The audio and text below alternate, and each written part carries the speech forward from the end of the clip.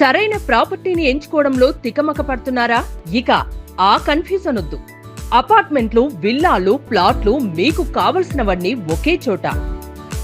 Suman TV biggest property expo October 18th, 19th HSCC నావటెల్ Hyderabad. ఇప్పుడే free entry కోసం call చేయండి.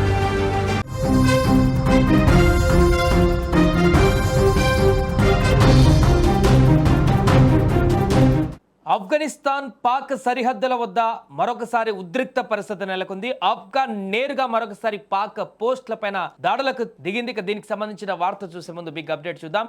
హైదరాబాద్ మొత్తంలో ఉన్న బెస్ట్ ప్రాపర్టీస్ అన్నిటినీ ఒకే వేదికపైకి తీసుకువస్తుంది సుమన్ టీవీ. అక్టోబర్ 18, 19వ తేదీన HSCC నోవోటల్లో జరిగే సుమన్ టీవీ ప్రాపర్టీ ఎక్స్పోలో best flats, villas, open plots, Deepavali offers and డిస్కౌంట్స్తో అందుబాటులో ఉంటాయి. మీరు విజిట్ చేసి ప్రతి గంటకి ఒక గోల్డ్ కాయిన్ గెలుచుకునేటువంటి ఛాన్స్ కూడా ఉంది. ఫ్యామిలీతో రండి, మీ డ్రీమ్ ప్రాపర్టీని సొంతం చేసుకోండి. రైట్, ఇక బ్రేకింగ్ న్యూస్లోకి వెళ్తే దాయాది దేశాల మధ్య సరిహద్దు ఉద్రిక్తతలు ఇప్పుడిప్పుడే తగ్గేలా కనిపించడం లేదు. ముఖ్యంగా పాకిస్తాన్, ఆఫ్ఘనిస్తాన్ మధ్య గొడవలు రోజు రోజుకు మరింత తీవ్రమవుతున్నాయి. ఒకప్పుడు పాకిస్తాన్ మాటంటే తలొగ్గిన ఆఫ్ఘాన్ తాలిబన్ల పాలన వచ్చాక పూర్తిగా స్టైల్ మార్చేసింది. ఇటీవల వైమానిక దాడులకు ప్రతీకారంగా పాక్ భూభాగంలోకి చొచ్చుకు వెళ్లి దాడులు చేసింది. కేవలం 15 నిమిషాలలోనే పాక్ సైన్యం తోక ముడిచి పారిపోవడం చూసాం. ఈ పరిణామాలతో షాక్కి గురైనటువంటి పాక్ చివరికి ఆఫ్ఘాన్తో అన్ని ప్రత్యక్ష పరోక్ష సంబంధాలను తెంచుకుంటున్నట్లుగా సంచలన ప్రకటన చేసింది. అయినా కూడా ఆఫ్ఘనిస్తాన్ ఏమాత్రం బెదరడం లేదు. ఇప్పుడు ఈ సరిహద్దు పోరులో ఆఫ్ఘనిస్తాన్దే పై చేయిగా కనిపిస్తుంది. సరిగ్గా ఈ పరిస్థితులలోనే సరిహద్దులో మళ్ళీ కాల్పుల మోత మొదలైంది. ఆఫ్ఘనిస్తాన్, పాకిస్తాన్ల మధ్య సరిహద్దు ఉద్రిక్తతలు మళ్ళీ భగ్గుమన్నాయి. ఈసారి ఎలాంటి కవ్వింపు చర్యలు లేకుండానే ఆఫ్ఘాన్ సైన్యం దాడులకు పాల్పడిందని పాక్ ఆరోపిస్తుంది. కానీ ఆఫ్ఘనిస్తాన్ ఈ ఆరోపణలను ఖండించింది. మేము ఆత్మరక్షణ చేసుకుంటున్నామని తెలిపింది. ఈ ఘర్షణలు మొదలవడానికి కారణం ఏమైనప్పటికీ సరిహద్దు ప్రాంతాలు మాత్రం కాల్పులతో దద్దరెళ్లుతున్నాయి. ఈ దాడిలో ఆఫ్ఘాన్కి చెందిన బలగాలు, వారితో పాటు తెహ్రిక్ ఈ తాలిబాన్ పాకిస్తాన్ అనే ఉగ్ర సంస్థకు చెందిన వారు కూడా ఉన్నారని పాకిస్తాన్ ప్రభుత్వ మీడియా చెబుతోంది. వారు కలిసి పాక్ భూభాగంలోకి వచ్చి సైనిక పోస్టులపైన కాల్పులు జరిపారని కూడా పాకిస్తాన్ ఆరోపించింది. ఈ దాడులకు తమ దళాలు బలమైనటువంటి ప్రతిస్పందన ఇచ్చాయని కూడా పాక్ భద్రతా అధికారులు చెబుతున్నారు. అంతేకాదు ఆఫ్ఘాన్ సైన్యానికి చెందినటువంటి ట్యాంకులను, సైనిక పోస్టులను దెబ్బతీశామని వారు తెలిపారు.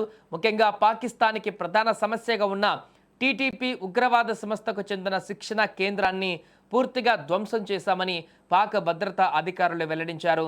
ఈ ఘర్షణలు తీవ్ర రూపం దాలుస్తున్న తరుణంలో పాకిస్తాన్లో కీలక రాజకీయ నాయకుడైన మౌలానా ఫజూర్ రెహమాన్ ఇరు దేశాల మధ్య ఉద్రిక్తతలను తగ్గించడానికి తాను మధ్యవర్తిత్వం చేసేందుకు సిద్ధంగా ఉన్నానని ప్రకటించారు. ఇక గతంలో కూడా పాక్, ఆఫ్ఘాన్ల మధ్య వివాదాలను తగ్గించడంలో తాను కీలక పాత్ర పోషించారని ఆయన గుర్తు చేశారు. ఇప్పుడు కూడా తాను అదే తరహాలో చొరవ తీసుకోగలనని కూడా చెప్పారు. ప్రస్తుతం ఈ సమస్య పరిష్కారం కోసం ఆఫ్ఘాన్ అధికారులతో తాను సంప్రదింపులు జరుపుతున్నట్లుగా కూడా ఫజ్లూర్ రెహమాన్ వెల్లడించారు. ఈ యొక్క సమస్యను శాంతియుతంగా పరిష్కరించుకోవాలని ఆఫ్ఘాన్ అధికారులు కూడా కోరుకుంటున్నారని ఆయన తెలిపారు. ఇరు దేశాలు వెంటనే సంయమనం పాటించాలని కూడా ఆయన ఈ సందర్భంగా విజ్ఞప్తి చేశారు. అయితే ఇటీవల కాలంలో పాకిస్తాన్తో బంధాలు తెంచుకున్న ఆఫ్ఘనిస్తాన్ శాంతి చర్చలకు ఎంతవరకు కూడా సుముఖంగా ఉంటుందనేది ఇప్పుడు ఇంట్రెస్టింగ్గా మారింది.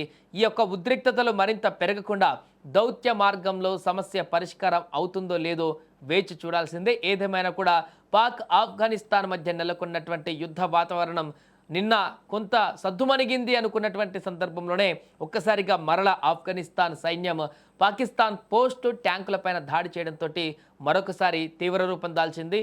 దీంతో పాక్ సైనికులు మరొకసారి వణికిపోతున్నారు. ఆ బార్డర్లో ఉన్నటువంటి సైనికులందరూ కూడా ఇప్పటికే మొన్న ఆ దృశ్యాలు చూడడం జరిగింది. ఆఫ్ఘనిస్తాన్ సైన్యం దాడితో పాకిస్తాన్ సైన్యం పరుగులు పెట్టినటువంటి దృశ్యాలు, పాకిస్తాన్ సైన్యం అక్కడ భయకంపితులైనటువంటి దృశ్యాలు.